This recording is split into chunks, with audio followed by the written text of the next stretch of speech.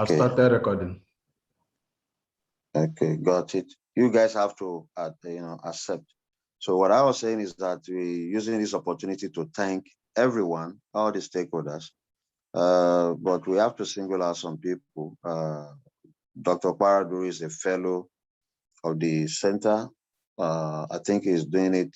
He's been reappointed twice or thrice now, and is an indication of his contribution. Dr. Williams, ideally, should be a fellow. I'm not sure about my record, but he has performed outstandingly, supporting the center's activities, and has also published and also reviewed some journal articles for us.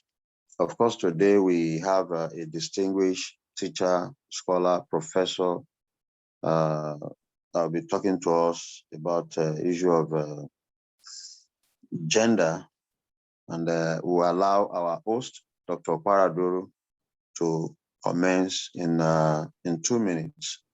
By my watch here is 4:58. I guess Nigeria should be 9:58, but it is 10 o'clock already.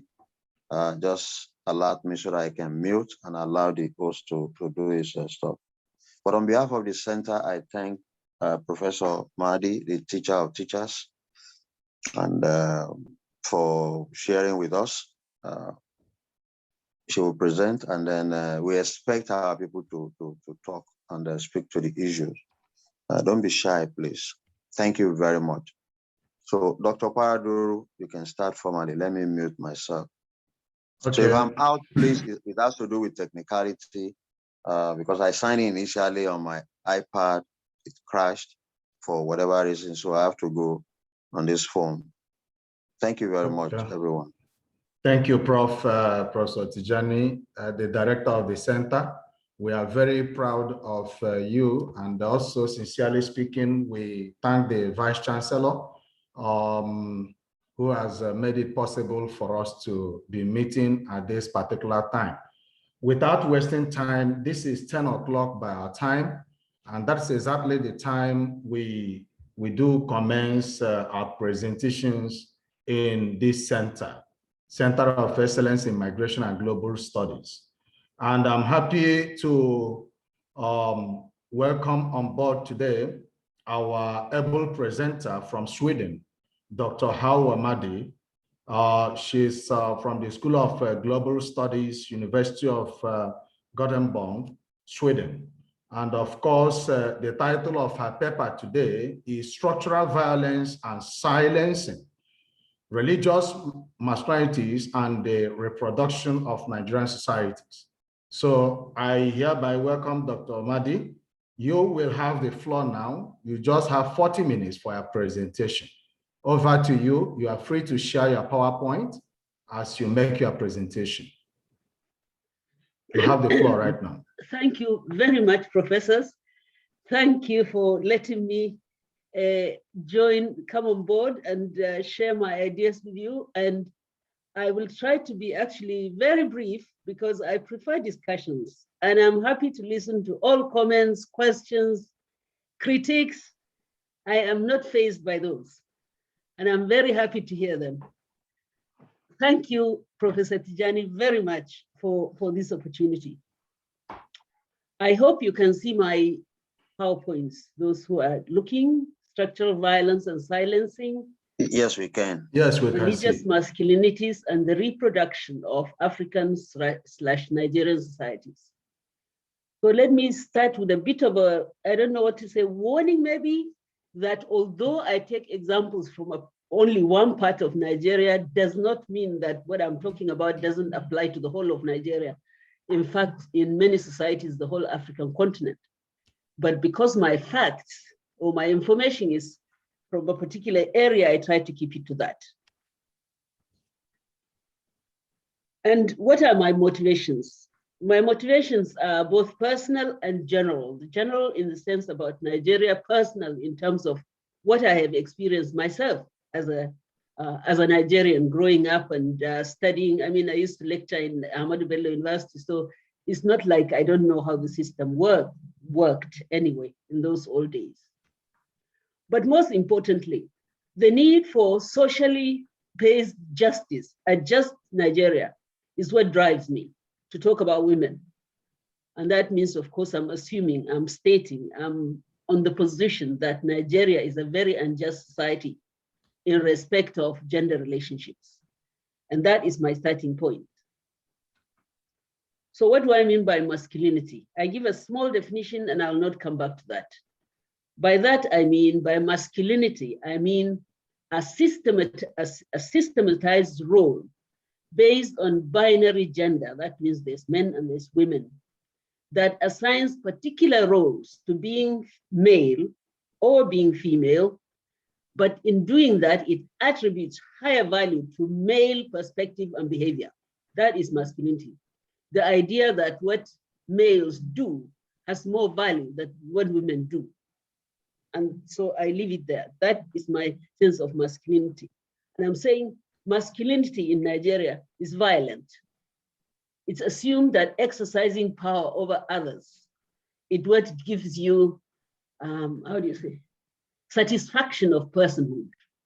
And I'll come to the definition of the violence itself later on. I've been thinking of this and doing this research, let's say roughly since about 2008. I haven't written a paper on it. I have drafts. As you know, as academics, there are 3 or 4 drafts of the same thing. For whatever reason, I thought, this is not good enough, or there's something wrong with that one, and then redraft another one. So the theory I'm using here is, one is structural violence at the micro level, and the other is silencing. And I mean silencing as a constraint in the social structures of our society. That's what I mean. The methodology is, especially in terms of data collection, is on a focus group. And I say here IDW. By that, I mean internally displaced women. It's just an abbreviation. Internally displaced women. Specifically, I'm talking about women who are displaced by the Boko Haram activities in northeastern Nigeria. The conduct was semi-structured as a guide I had, and therefore it's ethnographic. By ethnographic, I mean I ask a general question to the interviewees I encounter, and I let them talk as they wish, and then I intervene whenever I think there's something important that I'm interested in based on my guide. That is the method by which I collected the data. I collected the data from 2014, 14, 16, 17, 18, and some from 2008 as well. The analysis, I say, I pursue through political discourse analysis, plus a bit of hermeneutics, the free way by which I choose to interrogate the information I gathered, both from literature as well as from the interviews.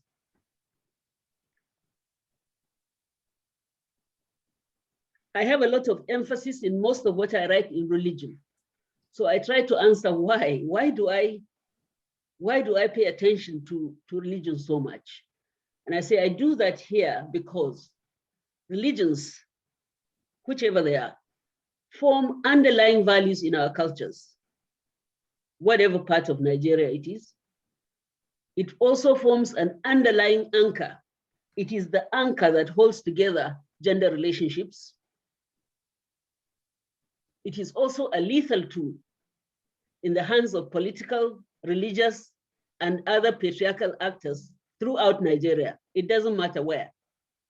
Political, religious, and patriarchal actors utilize these religions. And by that, I mean how they interpret religion, deliberately sometimes, as a tool of oppression. And so it is from that perspective. I'm not talking about faith. People have a right to think about anything how they want or follow any religion they want. But once it is used in the political sphere, then it is a tool. And here I'm saying in Nigeria, it has become a lethal tool. It is no longer a matter of one having faith. It's about people using it to control other people. It is in that light that I'm talking about religion, that I'm thinking about Boko Haram, and I'll come to the issues of even calling it Boko Haram later on. And so I'm theorizing, taking theories other people have written and putting it together. One is violence. What is violence? What is structural violence? Silencing, what is the mechanism of silencing? What is the purpose of silencing?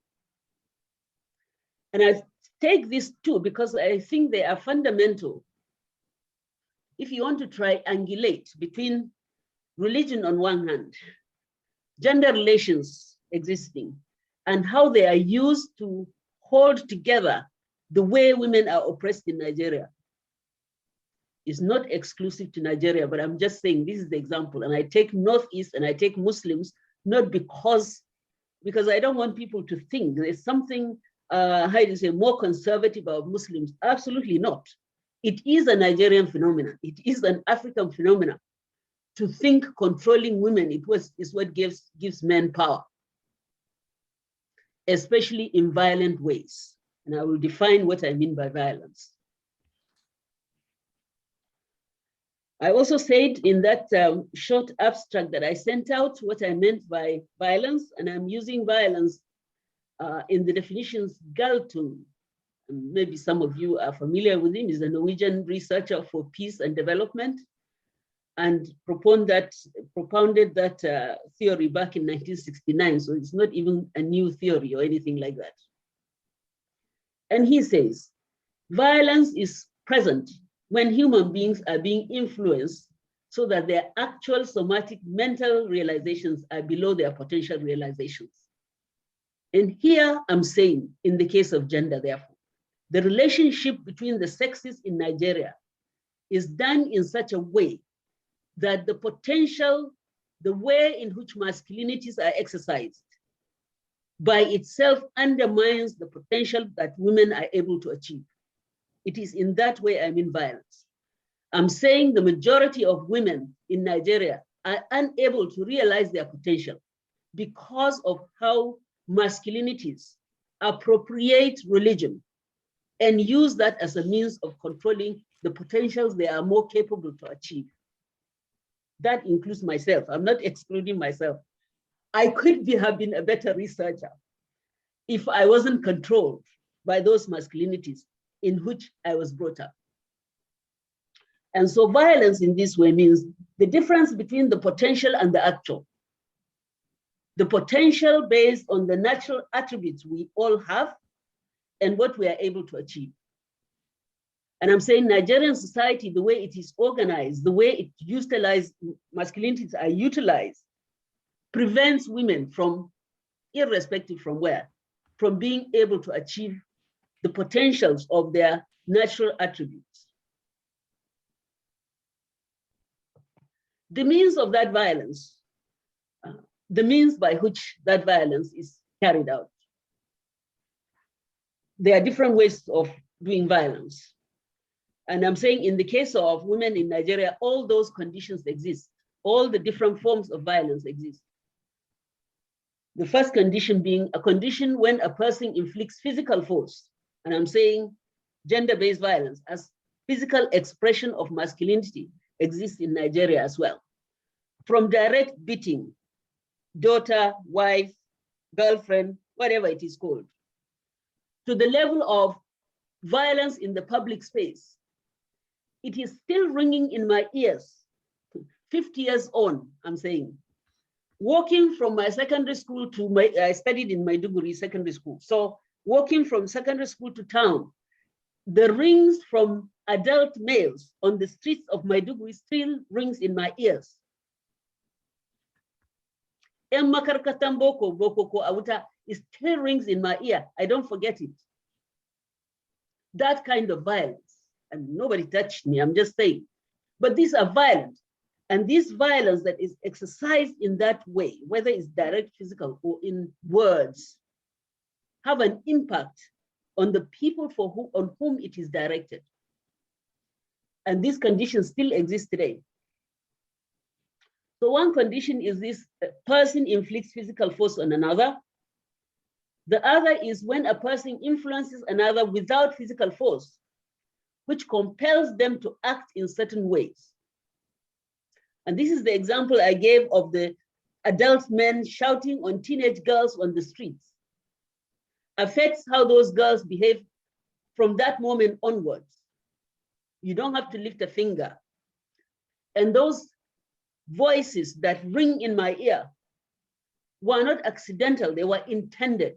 And I'm saying there's a social intent to rein in the capacity of girls to achieve their potential. So that's the second kind of violence. There are two types, the physical and the non-physical. And I'm saying both exist even today as part of structuring Nigerian societies into masculine and feminine. And when that violence is exercised, whether it's physical or non-physical, the idea is to subject or subdue the female to submission, whatever the situation is. You submit to the situation, that's the intent. Here, I'm pointing out just one place where I disagree with other definitions, because there are other definitions that I think are too Western in the sense that they are very legalistic. It's about proving the law. When I talk about violence here, I'm not talking about the law. There are certain systems of oppression which you can't, or even offenses that are not judiciable. You can't take the whole of male population to court for violence against women in that way, the non-violent. You can't do that. So I'm not looking for proof, or in the typical social science way, looking about intentions. Do you intend, when these men were shouting, Boko Haram, Boko ko auta, can I define their intention? I'm not looking for that. I'm not looking to identify their intentions, or therefore seek prosecution for that intention that they had, or that I seek, the issue of non-consent. I'm just saying not to follow the too legalistic way of defining offense. That means seeking to develop laws and prosecutions. There are certain offenses in society for which you cannot create laws, I'm saying, but you still have to find a way out to create a just society. And I'm saying the oppression of women in Nigeria is one of those areas where there are elements of those kinds of violence that you must create laws for and pursue people in courts of law. But the big chunk of gender-based violence is actually not judiciable. I'm not looking for judiciability. I'm talking of social processes of creating social justice in the whole of society. That's why I started this one, because I don't want measurements of gender-based violence as only matters of the law and definitions of offense. These are issues I'm putting why I'm not pursuing this kind of definition of violence with consent. So I ask, should intent be a factor in defining violence? My answer is actually no. You don't have to have intent to meet violence, as long as the effect of what you do is received, or is on the receiving end, seen to be violent. That is enough, which is why you don't have to seek judiciability. It is enough that the person or people to whom it is directed feel the pain of what you've done, or they have done on the other side.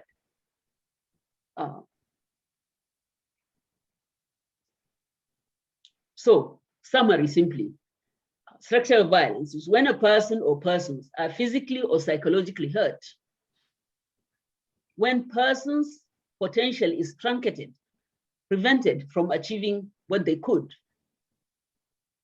The source of violence may or may not have a declared intention. And I'll come back to that, because the example I'm actually taking is child marriage. And I don't think that parents or our society intends, when they marry children, girl child at the age of 12, I don't think the intention is to create pain.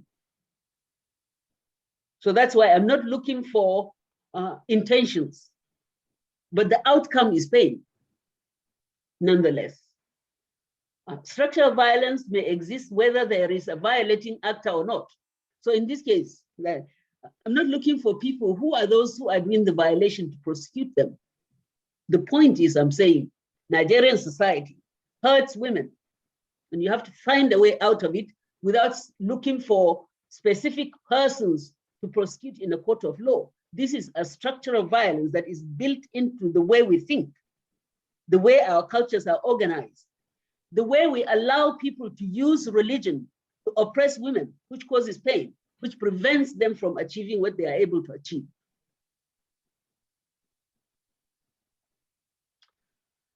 And this is achieved by silence, I'm saying, by silencing, because I think we all know a sister or a mother or a friend who has been hurt by these processes, but we are silent.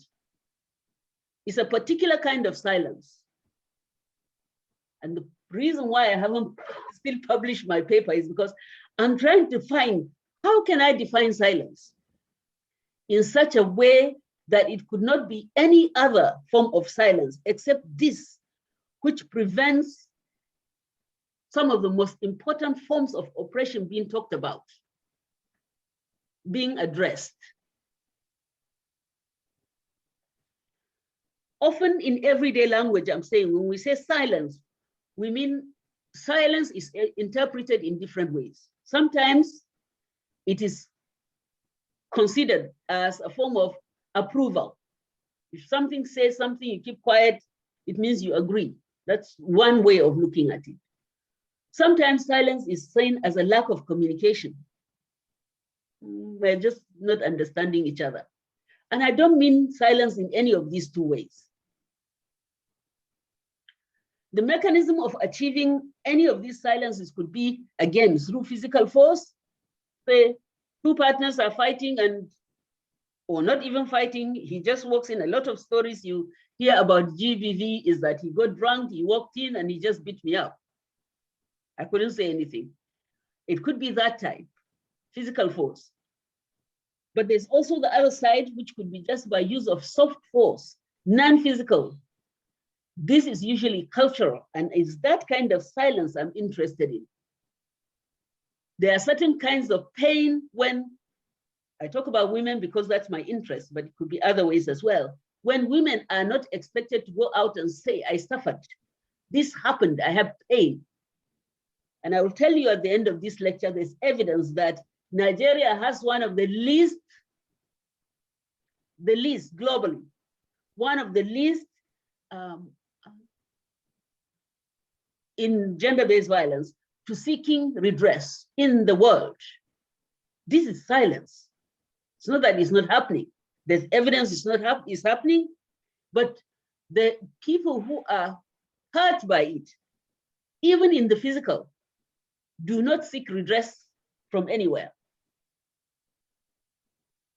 This kind of silencing, I'm saying, is not tantamount to consent. So we should not look at silence as consent. Don't talk about it. And here, therefore, I'm saying we have to seek answers in our cultures. How are we brought up, reproduced to think you shouldn't talk about something? There's always a little secret you shouldn't talk about. It's happening in our society, don't talk about it. It is that kind of silence that sustains the reproduction of this structural violence I'm talking about in our societies. So this basic, I'm trying to find a way in which I can connect silencing especially to the typical structure agency that we have as a way of looking at social science. And I see therefore silencing and silence as one of the elements in the constraints that exist. I mean, all our societies create, all cultures offer opportunities and constraints. And it is one of the elements I'm saying in the constraints. You can talk, but you can't talk about ABC. You can talk about EFG, that kind of constraint I'm saying is how I'm trying to find the definition of silence that can permit me to understand how gender oppression exists and is reproduced in Nigeria. And I will give you concrete examples later on based on the interviews I made.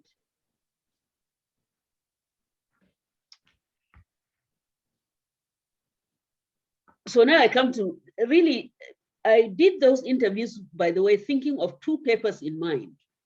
One is, I keep saying Boko Haram, but don't take me seriously. I don't want to call them Boko Haram. I will call them from henceforth Ahl al-Sunnah. Okay? They don't like being called Boko Haram. They don't consider themselves Boko Haram. So you have to ask yourselves, why do we insist on calling them Boko Haram? That is not how they think of themselves. They call themselves as Ahl al-Sunnah.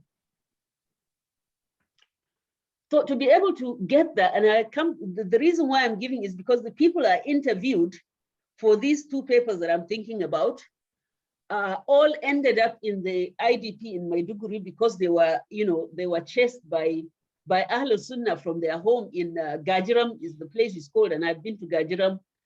I went to Gajiram first back in 1980-81. I mean, the Northeast was my field of study before the rise of these terrorist activities. I was going there already back from, as I said, from 1980 onwards. Of course, I don't go there anymore because I mean, I want to live, right? But I used to go. I don't go there anymore. I used to go there. And so first we have to look at the historical background, I said, and the geopolitical. And most importantly, I'm saying, is the normality. Ahl al-Sunnah's ideology, the group that most people call Boko Haram, their ideology, I'm saying, is not different from the dominant ideologies of Islam in northern Nigeria, anywhere. Why do we, therefore, ideologically, they are not different. They are not the first, probably they will not be the last, to say girls should not be allowed to go to school or people should not gain an education. They're not the first. Why do we, therefore, and I tell you why this is important. As I said here, I call them Ahl al-Sunnah. That's what they call themselves. People committed to the Prophet's teaching for propagation and jihad. Everybody else calls them Boko Haram and they don't like it, okay? So you have to ask yourself, these are just charts about the incidence of, their activities in the Northeast, the fatalities caused by their action, the 2014 abduction of the Chibok girls that put them on the world stage. This is just exactly what he said, which I cited from somebody else, as academia requires. I cited from one Smith. And he's talking about having abducted them from Western education. And he said, I said Western education should end. Western education should end. Girls, you should go and get married. I will sell them in the market, blah, blah, blah. I'm talking about, there's nothing unusual. The idea that he wants to marry off girls at the age of 10, 12, it's the dominant perspective. Why, therefore, are we turning them into what they don't call themselves? And therefore, when I went to interview those women who had been displaced, I had in mind to focus on education and lack of education and the reasons why these women didn't go to school, okay? To understand how they were brought up and were thinking was different from how Ahl al-Sunnah is telling everybody else, girls should not go to school.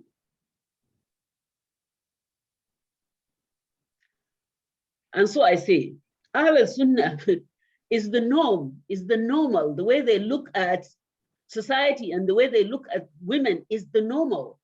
It's not unusual, it's not strange. And in this perspective, I'm saying, in this and general perspective, that females are simply sex objects, not to be bought and sold with money, but a way of exchanging favors for men. It is not as it was perhaps, let's say 200 years ago, when you actually take a daughter or sister and just say, here you are, take her and give, you are giving, tit for tat. Not in that way, but to a large extent, the perspective of women is they are sex objects. The majority of our society doesn't think women have brains. They can think. It's the secondary, that's secondary. So the use of masculinity against women is often meant to counter their attempt, that means women's attempt to use their intelligence to ask questions, to question the way they are being treated. Usually that is what generates the violence. When they begin to assert their humanity as human beings to express themselves, usually is what calls for the violence, especially in private interpersonal relationships. You can go to a lot of research that has been done in that area. And so I'm saying there's nothing unusual about how Boko Haram looks at women. But the behavior of Boko Haram, I'm saying, opens a window to understanding how Ahl al-Sunnah looks at women and how it looks at men. It abducts the women, it kills the boys. I mean, they attack boys' secondary schools, they attack girls' secondary schools, but they don't kill them both. They kill the boys who don't want to join them, and they abduct the girls. They seldom intentionally go to kill girls. And I'm saying, for me, that's a reflection of, they don't see women as intellectual with any capacity other than their bodies. They're just sex. But boys are a challenge because they can grow up to oppose them. And I'm saying that perspective that Ahl al-Sunnah has is not different from the way most Nigerian communities look at women. You are just meant for reproduction. You do it and you're done. Don't think. And I know I'm saying other explanations have been given to the rise of Ahl al-Sunnah, and I'm not denying that. Poverty, illiteracy, unemployment, drug abuse, these are all important factors. But it doesn't explain the behavior of Ahl al-Sunnah in the attacks they conduct. Even when they were using, belting, putting these bombs and belting people, it is girls they use. They don't think girls can think and act another way, while they expect boys might change their mind. It's like the girls didn't have the capacity to change their mind.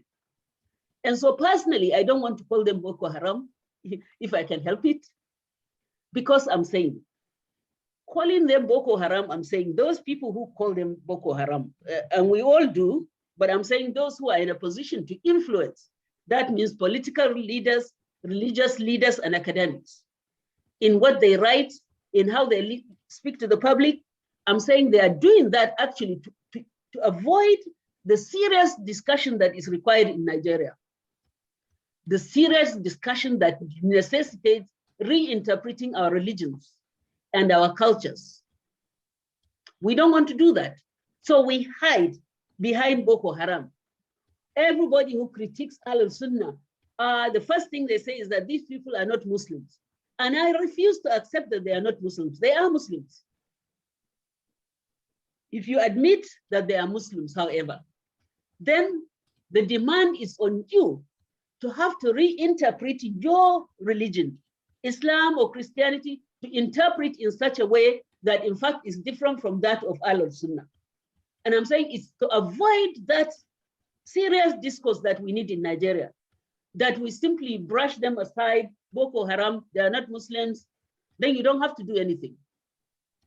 And one of those discourses that are essential is in fact to deal with the gender relationships we have, in which women are dehumanized and humanized with lack of capacity to think for themselves.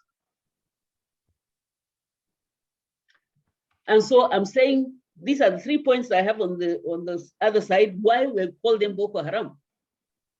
Because it saves us saves us. We can remain in our conservative mindset without having to do anything. And I say one of the best examples of where you can talk about Nigerian culture is actually child marriage. The biggest symptom of gender inequality and gender oppression is child marriage. It's not the only one, but it's the most self-evident. Nobody thinks that a 12-year-old boy should be married. Why not? It doesn't cross our view of the world that you can think of a 12-year-old, but nobody wants to argue. Even if you oppose it, nobody comes out to argue that you can't expect a 12-year-old girl child to be married either. You shouldn't. But we somehow think it's okay. It's justified by political leaders, it's justified by religious leaders, it's justified by ordinary people.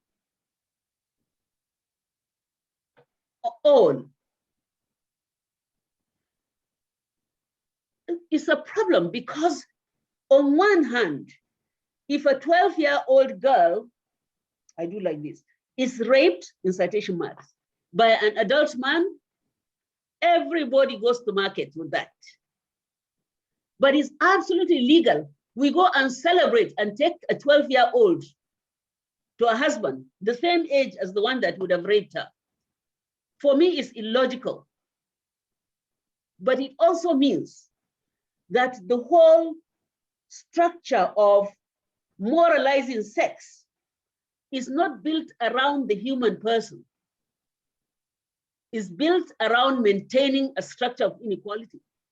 Because if you are thinking of the human factor, then you have to think about the girl that you are putting in that situation, the 12-year-old. But we don't do that. So I take child marriage. As far as gender relations are concerned, the #1 form of structural violence in Nigeria, irrespective of localities. In fact, there are evidence to show is it Taraba State and Ogun State, I think, have similar almost levels of that.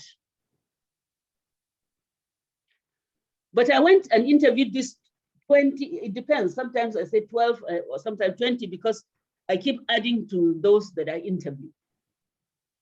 And I thought it is good to, I have 6 minutes, I see, so I'm just going to quickly read some of the interview excerpts I have. So I asked these women, all of them similar question, when did they get married? This one got married at 14. I was about 14 when I was married off. So my questionnaire interjection, that's me asking them. So I asked, did you want to get married? And then she answers, no, in fact, I kept running away from the husband until I got tired and I stayed. I spent the day at his house and kept running away to sleep in another neighbor's house at night. This is her answer. So then I ask again, why are you not sleeping there? She says, I'm afraid of the husband. Remember, she said the husband. She didn't say my husband. She said the husband. I mean, this was going on in Kanuri, by the way. It's a mixed Kanuri and Hausa, the interview itself. But the way she expressed, called her husband was, I thought, interesting as well. So I said, why are you afraid of him? She says, because as soon as I saw you have 5 minutes more. Thank you. Sorry. No, I'm saying soon at the end. I'm soon Dr. Mahdi. Dr. Mahdi, yes? You have more than 5 minutes. 10. Go ahead, please. It's 5 minutes according to my clock, but anyway, I will soon finish. No problem. Thank you. I'm coming to the end. So I'm narrating how this sexual violence exists and the cost of it to the person, to the person. And I mean, here I'm talking about the 14-year-old. With 14-year-old, it can be 12-year-old as well. I've interviewed a woman who was 14 and the husband was 60. Married to her was 60. So it depends, the age range of the husband. So I said, why were you afraid of him? She says, because as soon as I saw him, I got heart palpitation. That is my translation of what she said. And I have the Hausa there is what she answered me in Hausa. She said, Zuchiyata said the inke. That's how, these are her words. And I translated it to what I put there. So that is why she didn't sleep in the house. And I'm saying, that's what I said before, that this structural violence that exists, that is generic against all the girl child, but also adult women as well, in the streets, just in the streets like that, at home, in school, wherever we go, there is a system of masculinity that says women are somehow not human enough, or not as human as men anyway. And that is why we permit, therefore, our cultures to treat them the way they do, the way it does. And we maintain that we're able to do that because we have built into our cultures a way of silencing, of making sure certain, I mean, how many people know that a 12-year-old actually has pain? I have no personal experience, but I'm saying I remember, I still have in the back of my head, when I was in primary school, I don't know, maybe I was in the 5th primary school year or something like that, when the girls who had just finished was married. So that means she was 12 or 13, because I know I went to secondary school as 12 years old. And she was married. And I remember, I still have in the back of my mind the scream of that girl. I still have it. And I'm saying, this is a pain that you don't know about. You can't know pain until you are in the shoes of that person. I don't know her pain, but I know the screams. And I'm saying, if we continue to argue using religion to enforce this masculinity of violence, then so long would it take also to address, because we are not putting the girl child in the center of our thinking. And here I just give some examples of this structural violence from studies that have been carried out between 2015, 2019, roughly. That VVF, for example, everybody knows that, I think VVF, there are between 400 and 800,000 women in Nigeria suffering from that. Of course, some of those suffering from that disease, possibly because of lack of access to medical care, but I'm sure a good percentage of them is because they got pregnant when their bodies were not ready to have babies. And then they live the rest of their life in shame and in pain. And I have interviewed some of those as well. And I call that violence. And I call it violence that we know we silence ourselves in Nigeria to carry on doing it. And for that reason, by 2015, 40% of all prevalence of that VVF is in Nigeria, 40%. I think we should be ashamed of ourselves. We lead the world almost. Similarly, 43% of girls in Nigeria are married before the age of 18. 43%. Nigeria has one of the lowest rates of help-seeking behavior. So after the violence, we also have the least that will go and ask for help from anywhere. That's because the police won't listen. Nobody listens, not your family listens. And this is the silence I'm talking about. You're asked to shut up. Polygamy is one of those.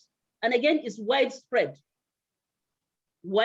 throughout Nigeria. And it constitutes a context in which the humanity of that woman is undermined, not just by polygamy, but the idea is that she is not good enough to stand for herself, by herself. Lastly, verbal and physical harassment in public. Just walk in the streets, go to the market, go to school, whatever it is. You have no right to occupy the public space. I think it's a symbolic, these are some of the symbolic ways in which Nigerian society, I'm saying, undervalues and harasses women into silence about what is really happening in the country. And with that, I end 1 minute late. Thank you very much. Thank you very much. I think the Professor Mahdi deserves a clap. I'm clapping, so we thank you very much. Thank you. Thank you. I will literally take over from our host, Dr. Paraduru. I thank you.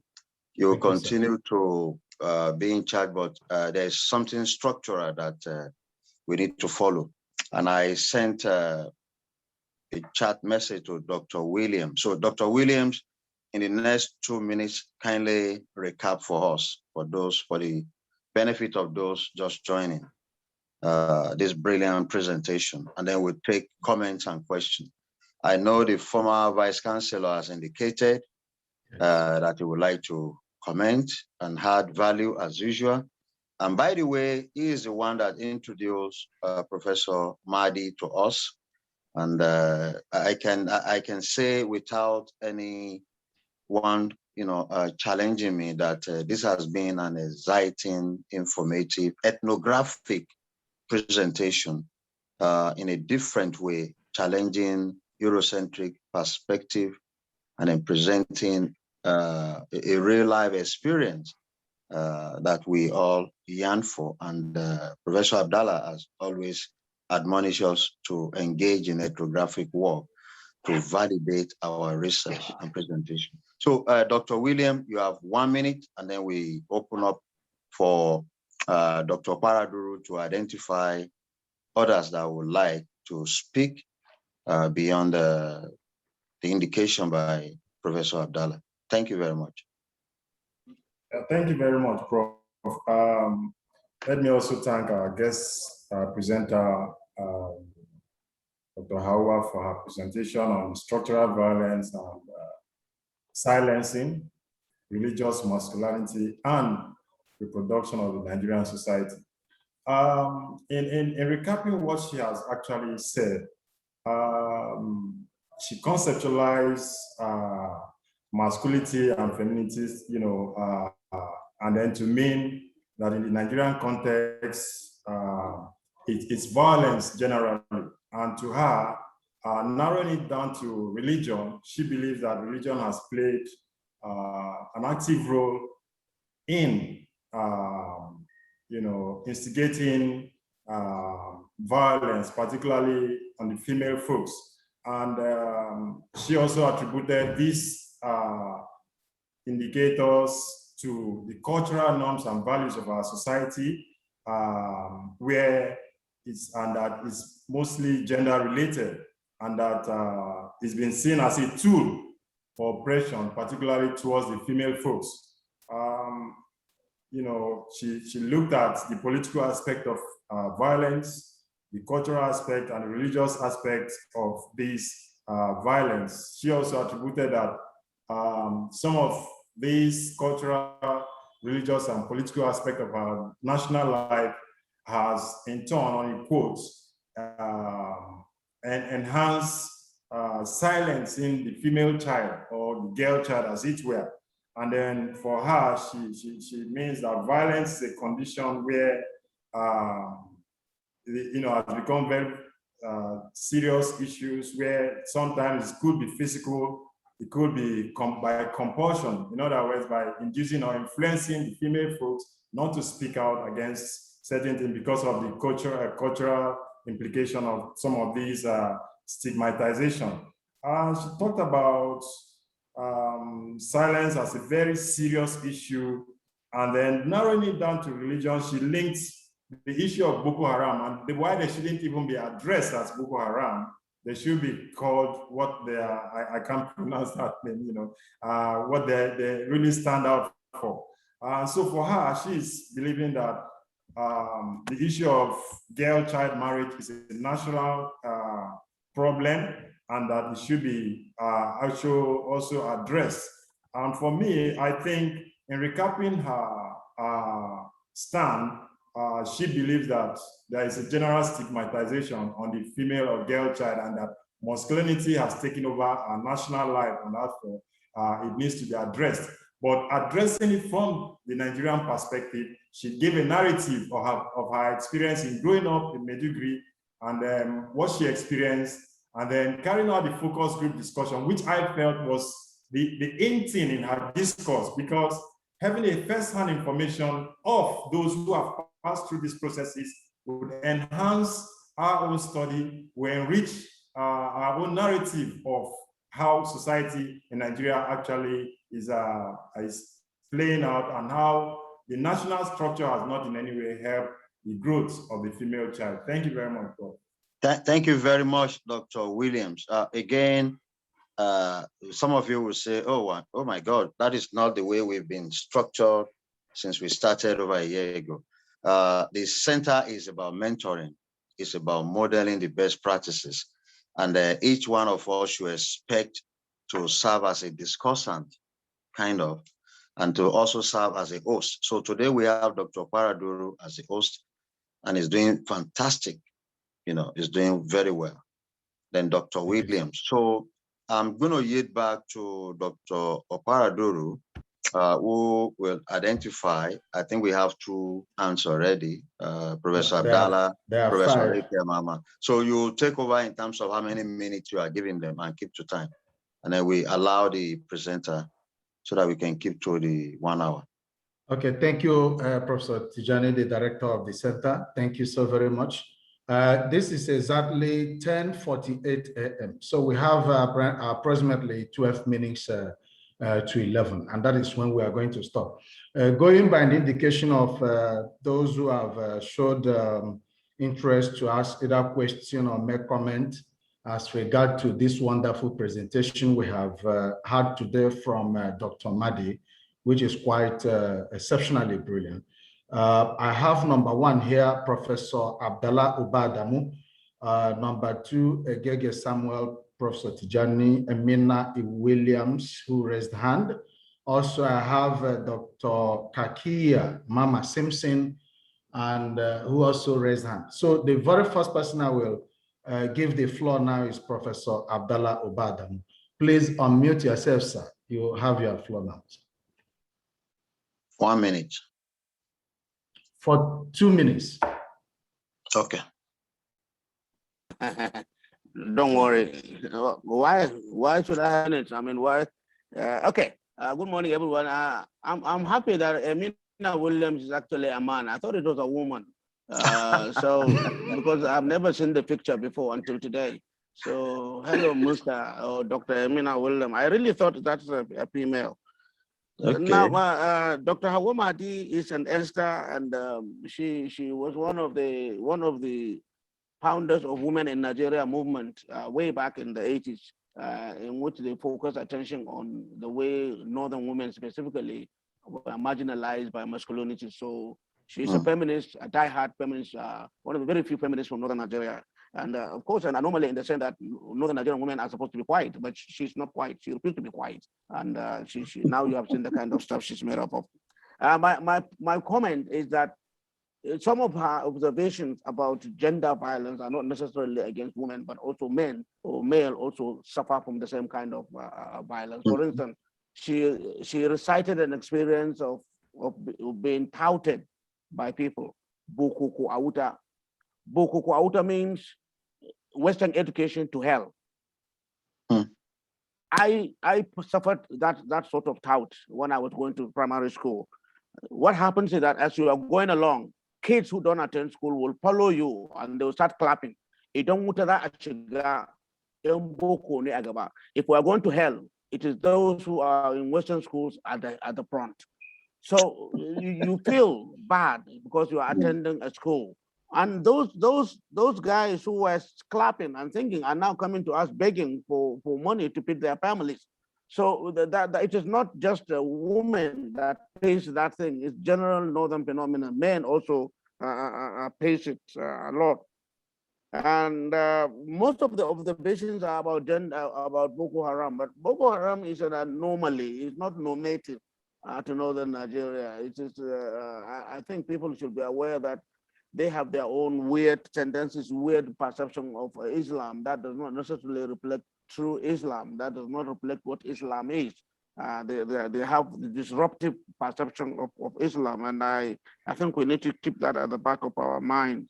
And Maiduguri, ironically enough, is one of the few places that I have done field work where women education was bolstered, because I have seen cases where women who were married off before they're just about 12 when they were teenagers, married off, but government provided a facility for them to continue their education. Now, ways of trying to mitigate the masculinities and providing women some kind of an opportunity to acquire education.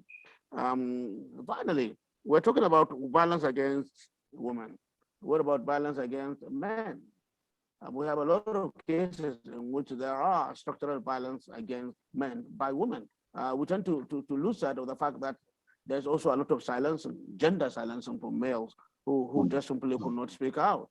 And there are also a lot of women, a lot of men who were forced into marriage. My neighbor is actually one of them. And this guy is a director, for God's sake. He's in his 60s, but he was forced to marry a teenager because his mother and the mother of the girl were friends. And he's now really wealthy. And he told me that there's, so let's keep sight of the fact that gender violence is not just one way towards women, it also happens towards men. And finally, I would have loved to see across comparative data, because Dr. Hawa Mahdi is from a global center for global studies. I would have loved to see across comparative data from Pakistan, from Nigeria, from Indonesia, from UAE. I mean, so that we can see whether the masculinities, gender masculinities are universal, either A, to particular cultures, or B, to particular interpretations of Islam, because it's very, very important. We have Muslims who don't behave that way. So is it only Muslims? And if it's only Muslims, is it only Nigerian Muslims? Or is it also something that affects Muslims in other countries that are also predominantly Muslim? So I think it's very good, but we will love, I personally will love to see cross-comparative data about gender masculinities and the way in which gender violence is hidden and which is packaged as normative behavior in societies. Thank you very much. Thank you, sir. Thank you, Professor Abdallah Badamu, our mentor. God will keep on blessing you, sir. You made this center to be and come to stay, and that is why we have been tapping from your great achievement. Remain blessed, sir. So I will call on Egege Samuel if he's just a minute. Egege Samuel, if you are ready for your comment or question or contribution, and if you are not there, call on Good Dr. morning. Simpson, Mama. okay. Samuel, just keep it to like 30 seconds. We don't have time. Yes. Then the next person seconds. should be Dr. Maman. Yes. Good please. morning. Good morning. I want to thank the presenter for this wonderful presentation. My question is, during her presentation, she mentioned that the problem of violence against girl, child, and women in Nigeria is structural, and that we should not figure out some people for punishment, rather that we should deal with it structurally. I want to know, is she not encouraging the perpetrators of this violence against women to continue? And also, don't she think appropriate punishment is necessary to call? Those are my questions. Thank you. Okay. Dr. Maman. Thank you. Hello? We can hear you, ma'am. Okay, good. Thank you very much, Dr. Hawa Mahdi. I've heard a lot about you, but I haven't had a chance to meet you. This is a good opportunity. Okay, I have worked in the space of mapping gender-based violence, particularly in Nigeria. Now I'm working in the space of Northeast. What I think happened was that I think the time was too short for you to have been able to actually really explore structural violence beyond just of a moralistic storytelling about your own experience. And so it kind of leaves that whole a structural dimension of gender-based violence a bit unexplored. So it would be nice to if you can share some of your deeper work. I think it will be helpful here. Professor Abdallah has already explained a lot of things that I would say, but one thing I think, one theory I think you should, what I think that will best bring in all the aspects that we look at will be cultural violence. It's also as opposed to, because it also creates a culture of silence and all of that, if you think that is something you want to look at. And the last I want to say is, we're also mapping feminism and those who have promoted girl child education, and most of them have been men. All the focus group discussion that we've had over 7,000 now around northern Nigeria have said that they're educated today, they're where they are today because men push them, their fathers, their brothers, their uncle. There's just so much of this tapestry that we think as Nigerian academics we need to rein in. in a more comparative way or in a more comprehensive way. But thank you very much. I just got 1 minute and I want to stay within 1 minute. Thank you. Okay, thank you very much, Dr. Maman. Dr. Emina, please, just a few seconds. Yeah, thank you very much. Although I would have taken this during my submission, but I would like to look at the title. I'm a little bit worried about the title because going by everybody's contribution now, my worry would have been how she has titled her paper, and then at the same time giving us the Northern experience, you know. So because we didn't hear her talk about these issues happening in most part of which Professor Abdallah tried to call attention to, doing a comparative study of it, I would have said, I don't know, depends on her. The title should have been Structural Violence and Silencing in Northern Nigeria, or Structural Violence and Silencing in Northern Nigerian Experience, so that she'll be able to her scope, you know, will be covered, because she is more or less focusing on the experience she had in Maiduguri per se, you know. So that would also help, you know, in terms of narrowing what the study area is actually all about. Okay, thank you very much.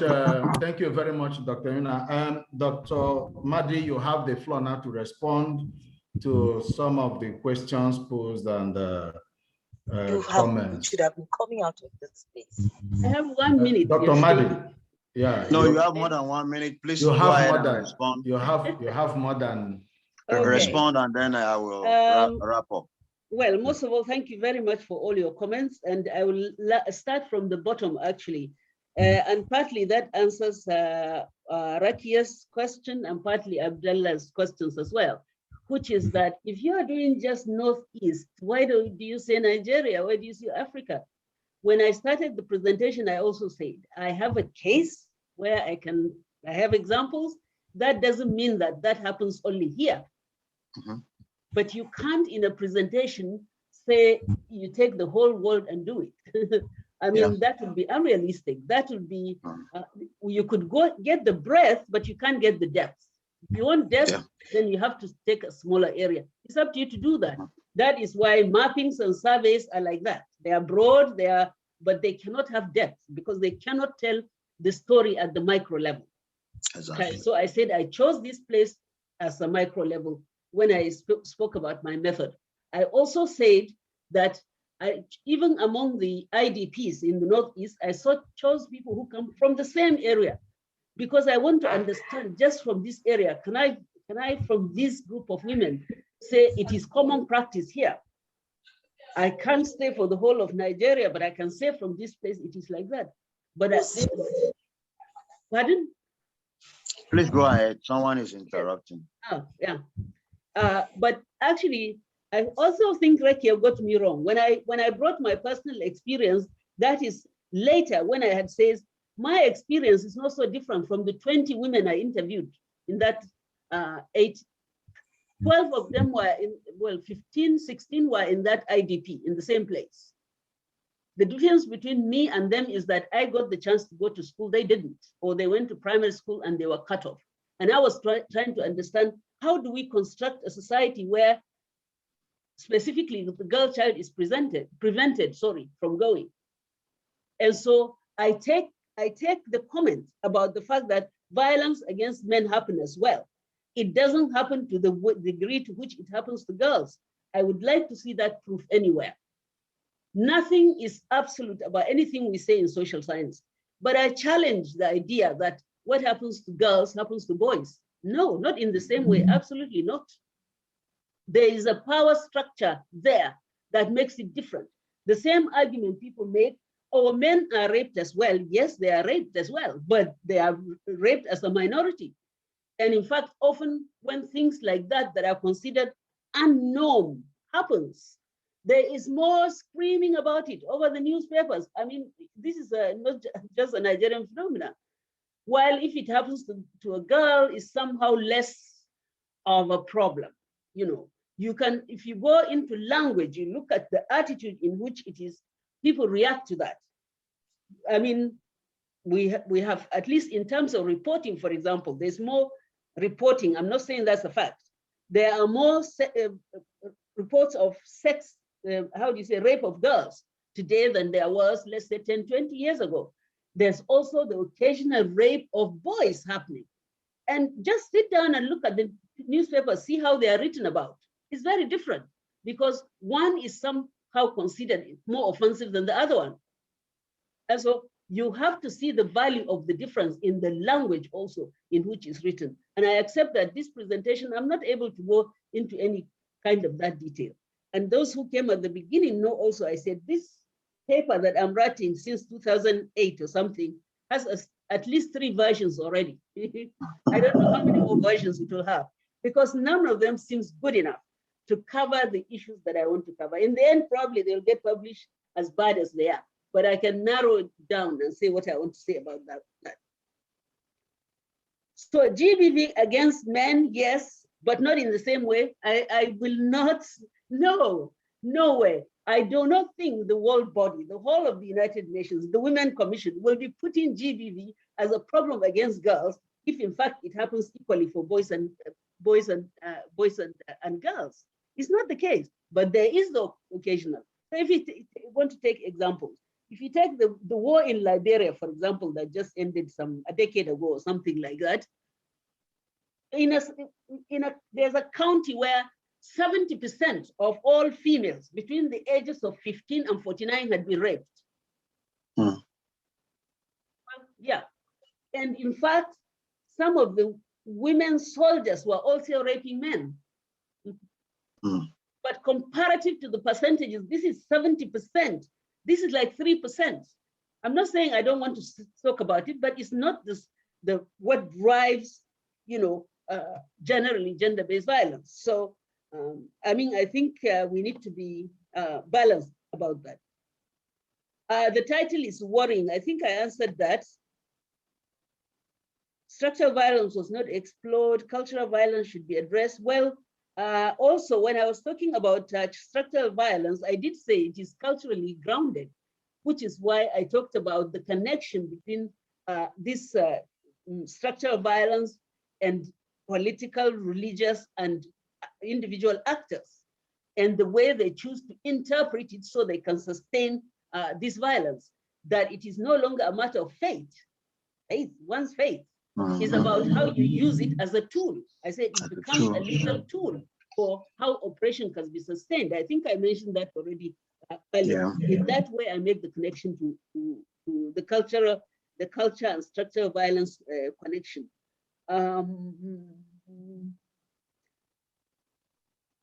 I don't know if I answered all the questions. Did I miss somebody or some question? Yeah, I'm not sure. Let me see the one that's on the chat. I think you've answered the one on the chat. Okay. So we thank you. I didn't answer one thing in the chat, and I will say that. I think there's a misunderstanding. I didn't say that there should not be laws for criminalizing certain acts. That wasn't what I said. There should be laws that criminalize certain acts, but there are certain offenses that kind of oppressive systems are built on that you cannot prosecute. That's what I say. You cannot prosecute all offenses in our structures. You have to find other ways by which you can make the change without prosecuting. However, if you take child marriage, for example, I think it's the wrong way to go to create. I'm not totally against it, but I will not encourage this as a first step to prosecute parents to punish them for marrying their children at 12. Not at this age anyway, at this stage. You can do it later, but first you have to create certain structure that facilitates, that makes, I mean, where I live in Sweden, they create, okay, I'll give you an example. I know it's simple. They created a law that forbids the importation of cigarettes, okay? Then they noticed they are not succeeding because in any case, the cigarettes were being illegally imported. So they had to invest more money to stop the illegal. So it didn't make sense. More money is spent from preventing than they were making. That's what I mean, that there is a stage in which you may have to do that for certain offenses. I mean, nobody should kill anybody, no matter under what circumstances, and get away with it. There has to be punishment. However, there are cultural acts that it would be wrong to start by legal prosecution and punishment. Sorry? Okay. We can come to that later. That's all I'm saying. I didn't say there should be no prosecutions. In fact, one of the most important things I think by law that we have to do in Nigeria is actually put an age limit, because otherwise we use words in the newspapers and maybe in our writings as well that don't make sense. If you talk about pedophilia, for instance, doesn't make sense in the Nigerian system at all. It's a legal definition, but we allow also certain laws to marry people at 12, 13. It's illogical. It doesn't add up. Thank you. Thank you very much, Dr. Mahdi.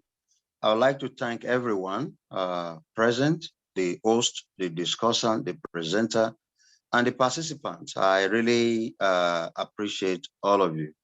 On behalf of the Vice Chancellor, Professor Femi Peters, we thank Professor Awa Mahdi for finding time to share with us our research. And I would like to let you know that your paper could be a working paper. We do accept working paper so that you don't prolong for forever. So I'm challenging you to kindly submit a working paper on this topic to us. I know you probably want to say, oh, you are not a professor, we are recording. No, yes, I know you are a senior exactly. I don't want a professor is a teacher, and then you make the rank.